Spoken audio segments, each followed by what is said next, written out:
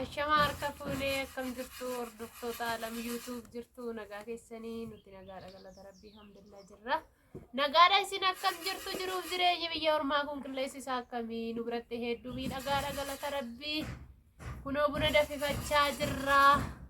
Lama taanee waan nuuf jecha buna danfifachaa jirra. Numa lamaanii ollaan hin jiran hundumtuu hojii bobba'ee sa'aatii hojiiti. Nee viidiyoo kana laayikii godhaayii akkasumas viidiyoo kana laayik sheer godhaadha. Egaa yaa innaa kottaa buna dhuga. gatiin itti baastan hin jiru Itaan aarsinaa. Laayik sheer nu godhaa nu jajjabeessa maatii nuuf taasisin jechuu jaalannaa. Baay'ee sin jaalanna baay'ee sin kabajnaa. Na Oromoon buna jaalataa kottaa buna dhugaa jennammoo asumaanii. Suuta dheekaa. Gibbii keessatti gadi baanetti alatti kan danfifachaati jirru. Mana keessatti xiqqoo nu dabbaree. Innaa qursii bunaas immoo qopheeffannee Qursii bunaas qopheeffannee buna keenya saqqaraarrabannee. Kunoo kana nuuf iddee micaa'ooni. Qorsoddomeessa jedhan yoo beektan nyaatichi isaadha. Dhadhaadhaan hojjetama. Duqeetii yookiis qamadii irraayidha jechuudha nyaatichi kan hojjetamu baay'ee mi'aa. Innaa kottaa nyaadha isiniin jenna. Oduma bunni danfiin jammarre. Nyaatichi waan baay'ee bareeduuf nu fuuldura jira obsuu dadhabnee fudhannee tokko Buna keenya suutannee tumade. Kan garuu rakkatti naqannee buna keenyas naqannee ala ta'e ani yeroo hundaa maalisitti ala taa'ee danfisuun jaalladha maaliif nu waan jedhu waan ta'eef babbareeda amma birraadha. Birraadha si waan tokko birraa soggaa jedhamu bakka margi minaaminni hin jira hin bareeda. Yeroo ta'u gara galgalaa ta'ee baay'ee bareeda ammallee xiqqoo si gara aduu jira jechaadha. Inni akkasisiniin jedha kanaaf kottaa nyaadhaa dursa immoo viidiyoo isin hojjennee turre egaa lammatas deebinee jirraa buna danfifachuudha. Eeyyee ganamas qursii irratti qursii bichaa nyaanne buna dhugne yoo sanii. Amma maal jedhama? Innammaa kun maksasii biraas hin geenye yaa'u zimbilo misaan hin geenye sa'aatiin afuriidha amma. Akkasumatti sammuu keenya bohaarsuufi bakka.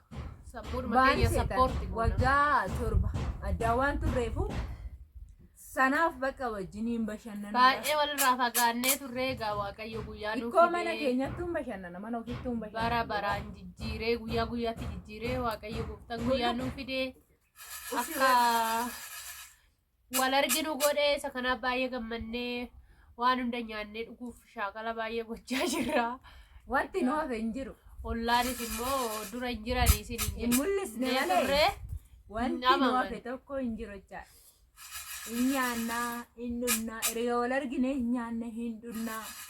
Gammachuu guddaatu nutti dhagahame maalatti hiriyaa yeroo ijoollummaadha kaasnee waliin guddannee barnoota keenyallee akka kutaa 10tti waliin kan baranneedha. Umurii ijoollummaas immoo kaleessa maatii biratti yeroo guddanne wal bukkeetti wal biratti ara wal jala rafnee guddannee wal bira rafnee bakka yaa'u jireenya babbareedaa waliin dabarsinee turre gadadoo fi qabeenya hunduma waan jiru hunduma waliin soorachaa turre. Achi eegashiin bara kutaa 9 na biraa heerumtee 10 heerumtee bara kutaa 10 sagalitti kaadhimamte. Sagalitti kaadhimamuus maarra wajjumaan barannee amma 10tti. Gaafa heerumtu san bichaan irraa adda baatee jechuudha. Na gaafa heerumtus immoo nama biraa miizeen karaa dhuani sumaan baree sumatu miizee naataa jettee achumaanan miizee yookiis waayila isa jedhan tokko natu ta'eefii ture. Karaa baay'eedha jechuudha walitti dhufeenyi keenya akka hiriyyummaatti akka firoomaatti akkuma waayila kanaatti illee karaa baay'ee harka wal keessaa qabna jechuudha.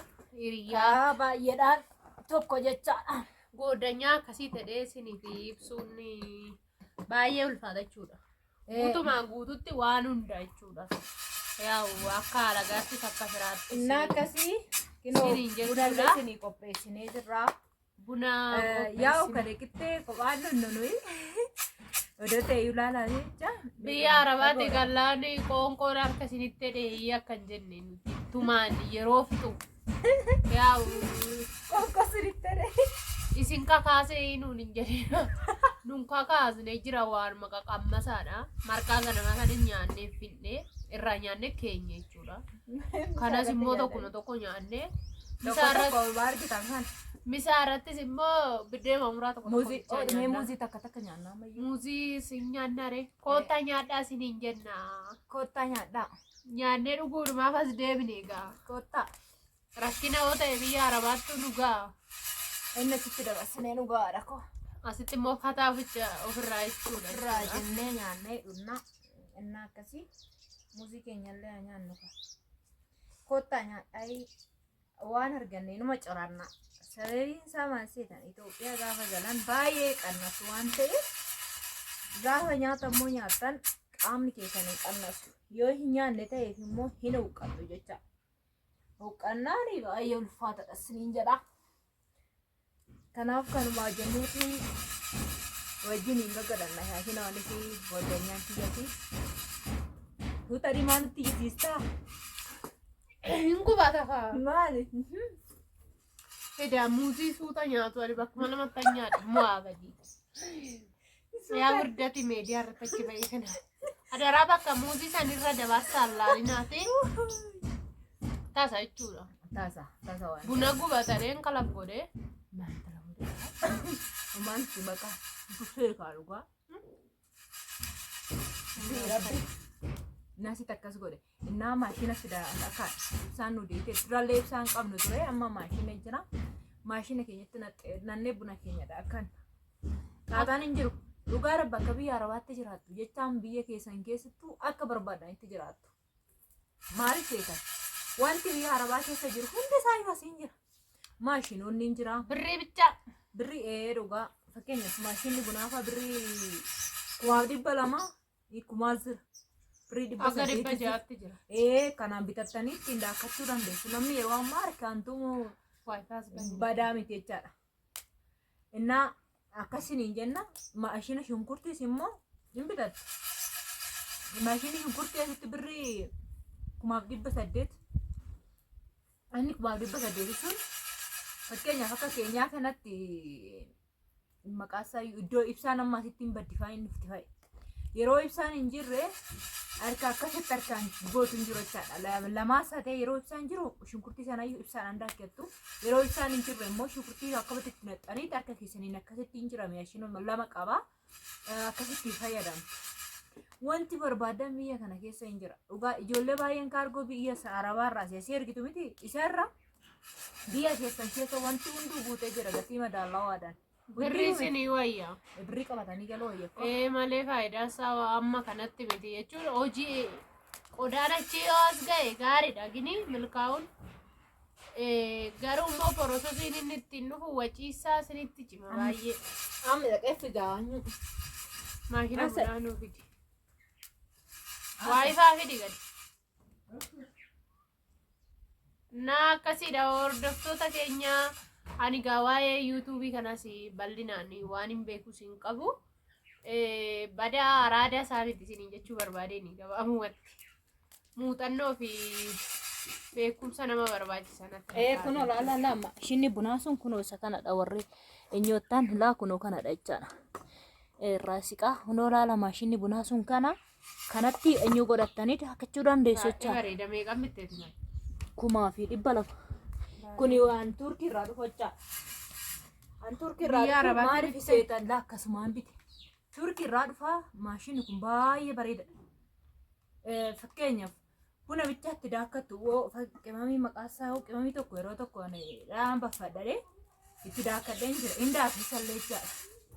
Xiqqishii godhee buna keessan itti daakkattu baay'ee bareedadha jechaadha. Kanuma haallee bitachuudhaaf hawwayyuure jedhi kan. Innaa akkasiin hin jenna hordoftoota chaanaalii keenyaa akkanatti kan fataa jenna maali? Saayineesidha. Saayineesii qabdi.